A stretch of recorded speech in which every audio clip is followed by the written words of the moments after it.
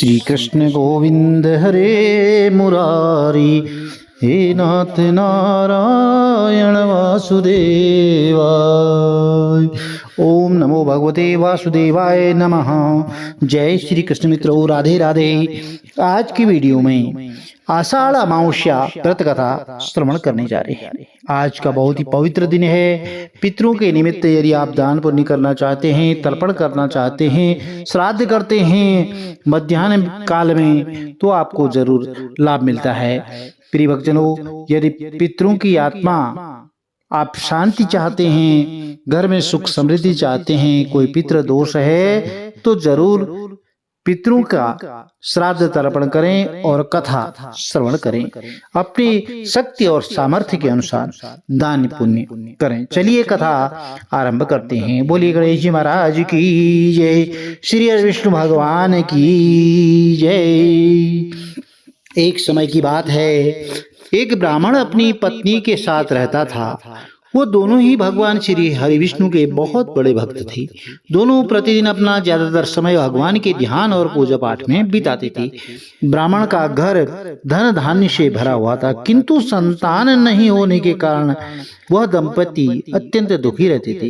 एक दिन ब्राह्मण ने अपनी पत्नी से कहा कि मैं तपस्या करने के लिए वन में जा रहा हूँ, और उसके बाद वह भगवान पर भरोसा और संतान की कामना को लेकर के वन में तपस्या करने के लिए चला गया।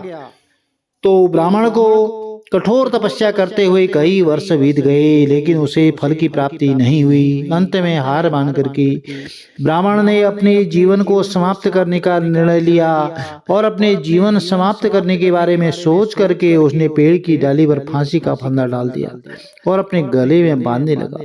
तभी वहां पर शुक अमावस्या प्रकट होकर बोली, ब्राह्मण, हे ब्राह्मण, तुम्हारे भाग्य में 7 जन्म तक कोई संतान नहीं लिखी है, किंतु मैं तुम्हें 2 कन्या का वरदान देती हूँ, और तुम अपनी एक कन्या का नाम अमावस्या रखना और दूसरी का नाम पूनम रख देना। तुम अपनी स्त्री से कहना कि वह वर्ष में जो है, तुम अपनी स्त्री से कह देना कि वह वर्ष में 1 वर्ष तक सुख अमावस्या का व्रत रखे, और अमावस्या के दिन 1 कटोरी चावल भर करके उस पर दक्षिणा रख करके दान कर दे। सुख अमावस्या की बातें सुनकर ब्राह्मण घर आया और यह पूरा वृतांत उसने अपनी पत्नी को सुनाया। सुख अमावस्या के आदेश के अनुसार ब्राह्मण ने व्रत रखना आरंभ कर दिया। कुछ दिनों बाद ब्राह्मण के घर 2 कन्याओं का जन्म हुआ, जिसमें से एक का नाम उन्होंने अमावस्या और दूसरी का नाम पूनम रखा। जब ब्राह्मण की दोनों बेटियां बड़ी हुई तो ब्राह्मण ने उनका विवाह कर दिया। बड़ी बहन अमावस्या धार्मिक प्रवृत्ति की थी। वह काफी समय तक भगवान की पूजा और धर्म कर्म में व्यतीत रहती थी, और इसके विपरीत पूनम भगवान को बिल्कुल भी नहीं मानती थी। बड़ी बहन अमावस्या के घर में सुख समृद्धि का भंडार था, पर छोटी बहन के घर में दरिद्रता छाई हुई थी। जब बड़ी बहन अमावस्या को अपनी छोटी बहन पूनम के बारे में पता चला तो वह बहुत दुखी हुई। तब अमावस्या अपनी बहन के लिए ढेर सारा सामान लेकर के उससे मिलने गई। तो छोटी बहन के घर पहुंच करके अमावस्या ने उसे 1 वर्ष तक सुख अमावस्या का व्रत करने की सलाह दी। साथ ही अमावस्या ने व्रत को विधि पूर्वक करने के बारे में पूनम को बताते हुए यह भी कहा कि तुम 1 वर्ष तक सुख अमावस्या का व्रत करना और 1 कटोरे में चावल भर करके उसे दान कर देना। ऐसा करने से तुम्हारे सभी कष्ट दूर हो जाएंगे और घर में सुख समृद्धि आएगी।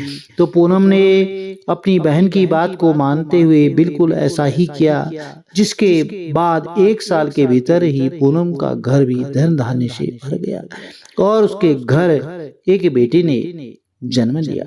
तो प्रिय भक्तजनों, बहुत सारी कथाएं प्रचलित हैं, दंत कथाएं भी हैं और अमावस्या की अन्य कथाएं भी प्रचलित हैं। आज के दिन आप दान पुण्य जरूर करें। अपनी सामर्थ्य शक्ति के अनुसार आपके पास जितना दान पुण्य करने की ताकत है, क्षमता है, किसी गरीब जरूरतमंद को दान करें, ब्राह्मण जनों को दान करें, गौ सेवा करें और पक्षियों के लिए दाना पानी की व्यवस्था करें। आज के दिन किया गया दान पुण्य बहुत ही लाभप्रद होता है, और आप जो है कहीं गौशाला में जाकर के दान कर सकते हैं और किसी ब्राह्मण जन को दान कर सकते हैं। पवित्र पौधों की जड़ में दीपदान करें। दीपदान का भी अपना बड़ा महत्व है। आज के दिन दीपदान करने का बहुत बड़ा लाभ होता है।